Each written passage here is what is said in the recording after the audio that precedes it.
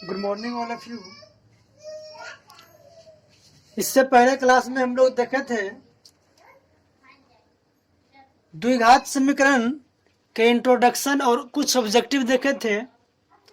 आज भी हम लोग कक्षा 10 के ऑब्जेक्टिव पढ़ेंगे द्विघात समीकरण चैप्टर से। प्रश्नावली 4.1 प्रश्नावली अभी मैंने इसमें नहीं है, इसलिए कर जरूरी नहीं कि 4.1 में मिलेगा विषय गणित। तो हम लोग आज ऑब्जेक्टिव टाइप का क्वेश्चन करेंगे द्विघात समीकरण का, कि आपको एग्जाम में किस तरह से क्वेश्चन पूछ सकता है।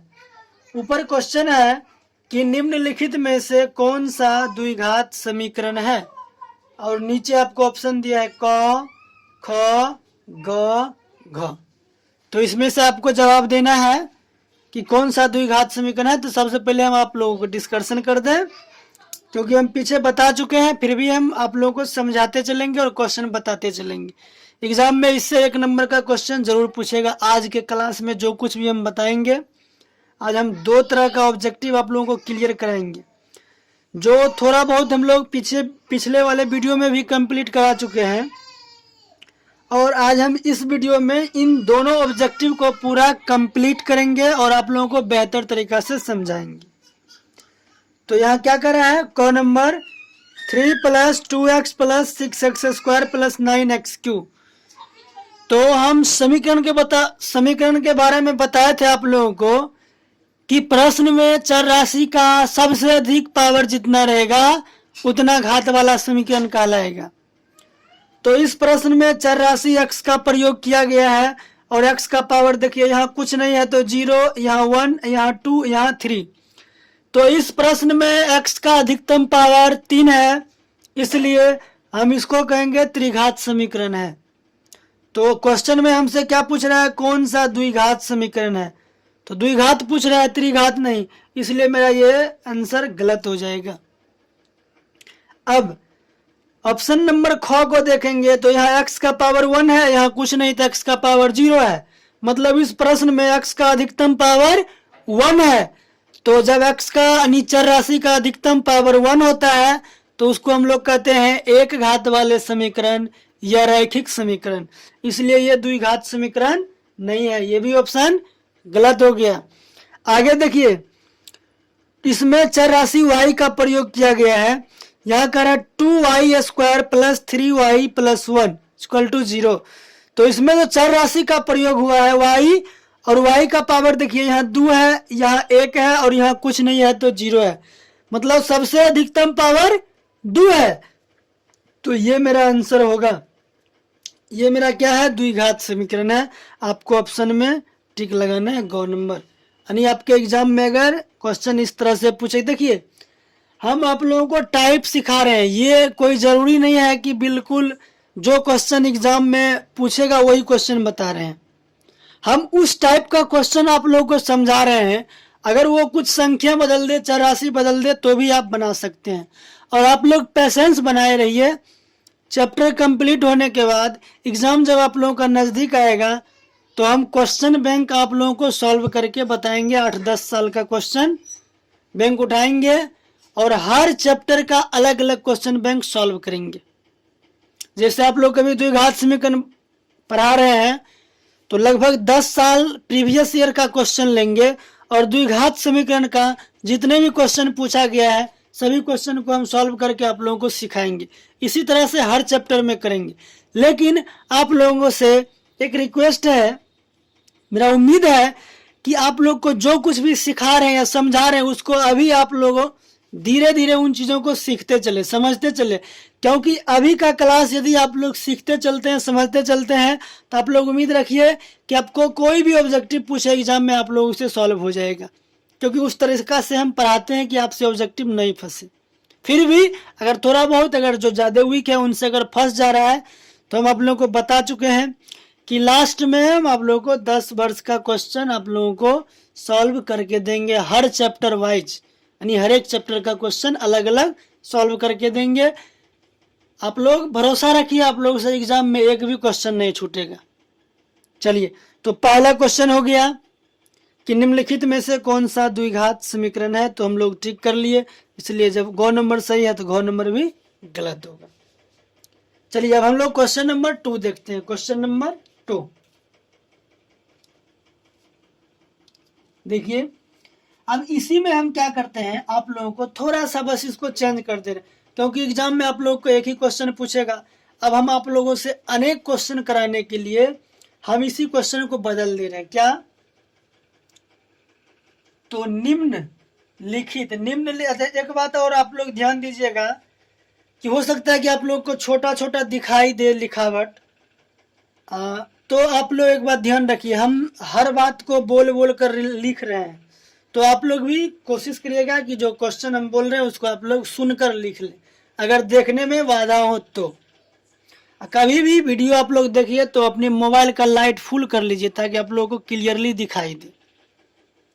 निम्नलिखित कौन सा समीकरण है? चलिए इस पर बात करेंगे। शॉर्ट में हम कर दिए कि एक क्वेश्चन बनाए हैं, इसमें हम आप लोगों को अनेकों ऑप्शन दे के आपसे आंसर पूछ सकते हैं। कहें कि निम्नलिखित, निम्न मतलब होता है नीचे, लिखित मतलब होता है लिखा, जो नीचे लिखा है उसमें से कौन सा समीकरण है? कौन सा समीकरण मतलब हम आप लोगों के समीकरण का टाइप पढ़ाए हैं। क्या? तो सबसे पहले रैखिक या एक घातीय समीकरण, द्विघात समीकरण, त्रिघात समीकरण, चतुर्थ घात समीकरण, 5 घात वाले समीकरण, 6 घात वाले समीकरण, यानी ये टाइप आप लोगों को पढ़ाए हैं।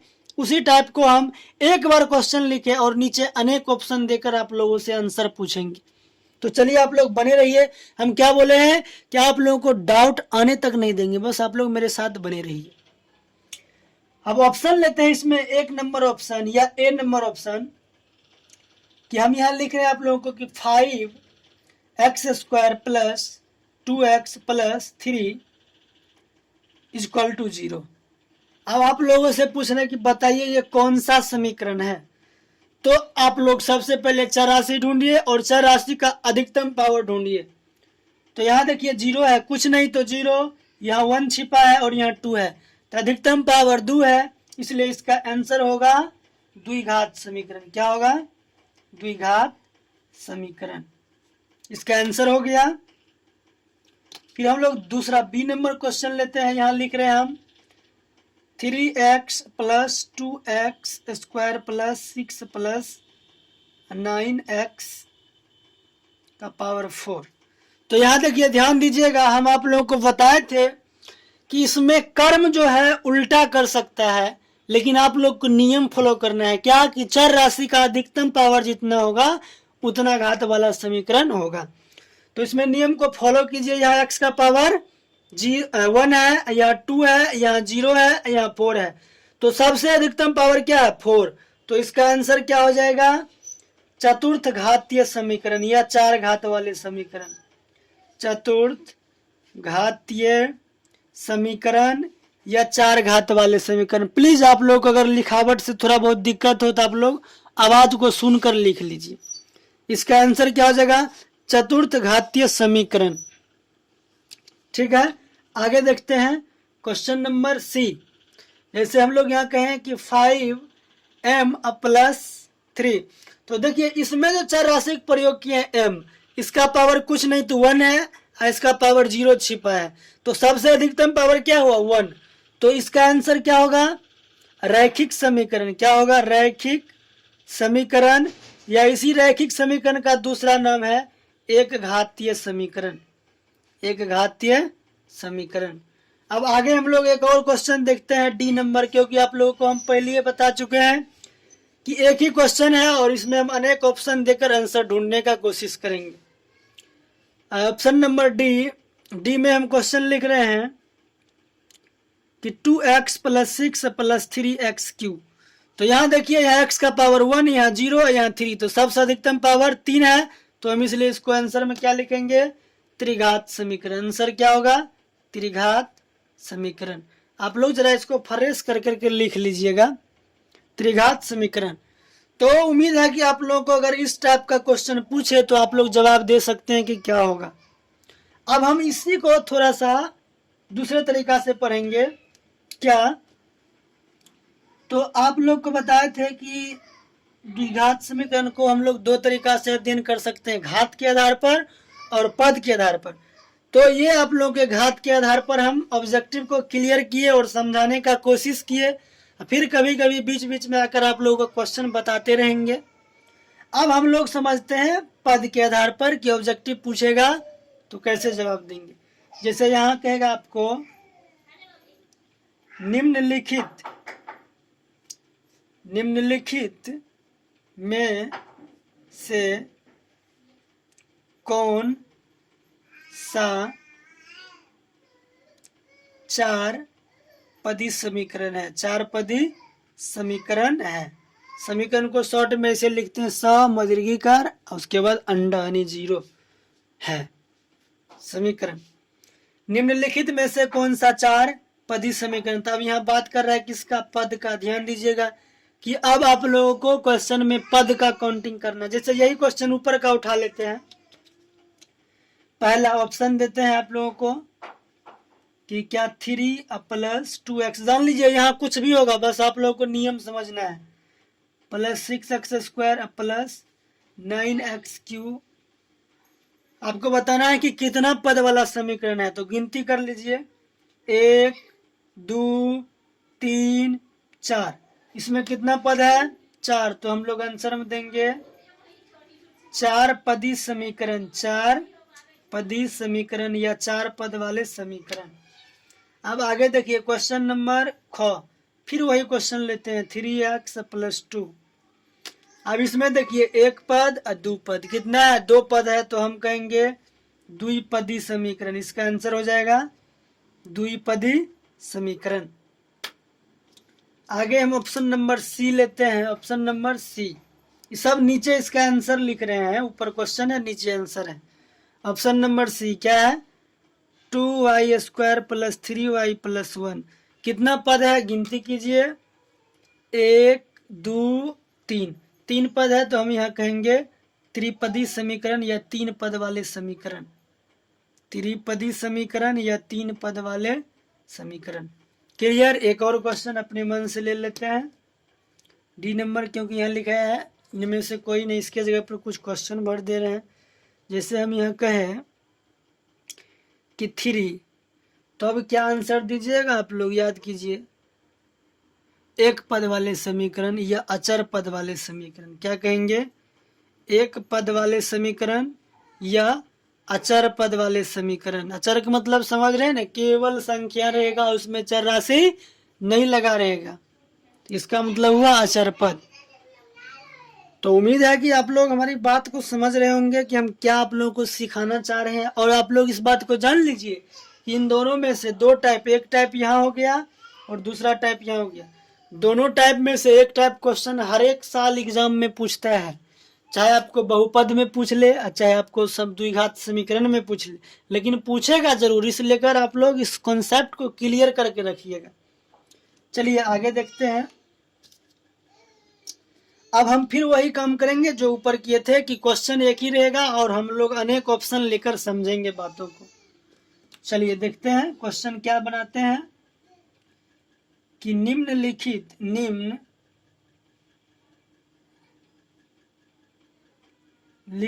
आप लोग सही कर लीजिएगा, निम्नलिखित में से कौन कितना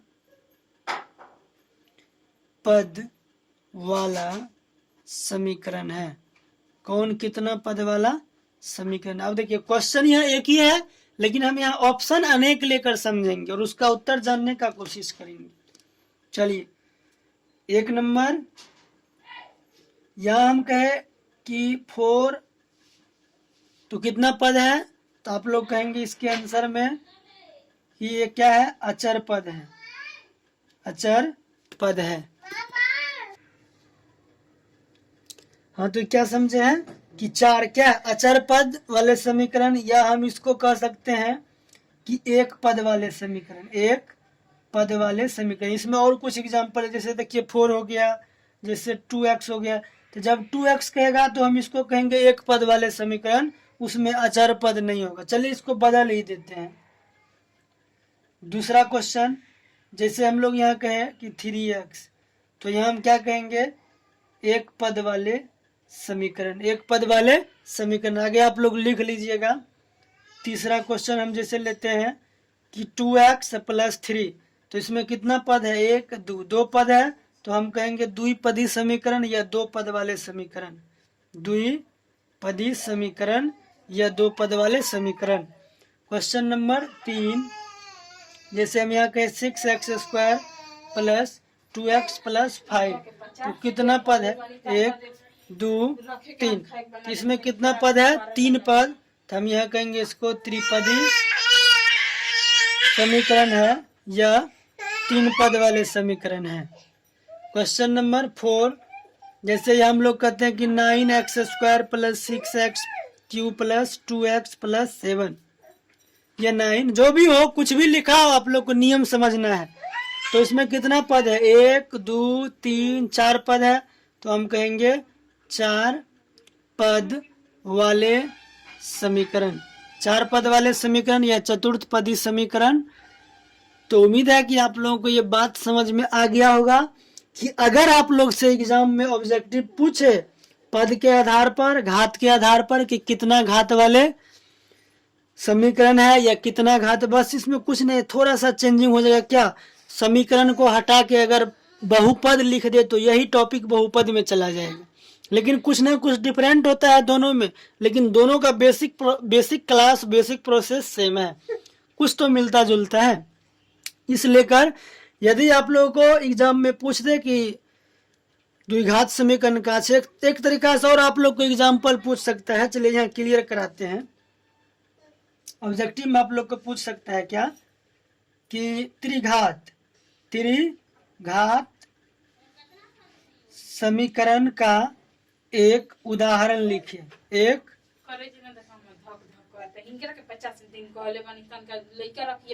उदाहरण लिखे, त्रिघात समीकरण का एक उदाहरण लिखे। तो देखिए आपको क्या करना है, क्वेश्चन आप कुछ भी लिखिए, लेकिन उसमें चर राशि का अधिकतम पावर 3 होना चाहिए। जैसे हम यहाँ कहें कि 3x³, तो ये मेरा हो गया त्रिघात समीकरण का बराबर 0, त्रिघात समीकरण का उदाहरण हो गया पहला। अच्छा, दूसरा समझिए, जैसे हम यहाँ लिख दिए 2x + 3x² + 6x³, तो इसमें अधिकतम पावर 3 आ गया, तो ये भी मेरा त्रिघात समीकरण का उदाहरण है। जैसे हम आगे हम कह रहे हैं कि 6x - 9x³, तो इसमें भी चर राशि का अधिकतम पावर 3 है, तो ये भी मेरा त्रिघात समीकरण का उदाहरण है। फिर आगे हम एक क्वेश्चन लेते हैं कि 9x² + 2x + 4x³ + 6x⁴ बराबर 0 सब में, ठीक है। तो ये जो है मेरा त्रिघात समीकरण का उदाहरण नहीं है। क्यों नहीं है, क्योंकि इसमें चर राशि का अधिकतम पावर 4 आ गया है, इसलिए त्रिघात समीकरण का उदाहरण नहीं होगा। कभी कभी आपको एग्जाम में पूछता है कि मतलब जैसे दे दिया द्विघात समीकरण का उदाहरण लिखे, या आपको कहेगा कि रैखिक समीकरण का उदाहरण लिखे, या आपको कहेगा कि एक घात वाले समीकरण का उदाहरण लिखे, या आपको चतुर्थ घात का समीकरण का उदाहरण लिखे। यानी घात की बात जब करेगा तो आप प्रश्न कुछ भी लिखिए, लेकिन उसमें चर राशि का अधिकतम पावर उतना ही होना चाहिए जितना आपको एग्जाम मतलब क्वेश्चन में पूछ रहे हैं। अच्छा, इसी तरह से थोड़ा सा और एक टॉपिक क्लियर कराते आगे हम इस क्लास को एंड करेंगे। क्या, क्वेश्चन देखिए, जैसे यदि आप लोगों को कहा इसी तरह से कह दे कि 3 पद वाला, क्या 3 पद वाला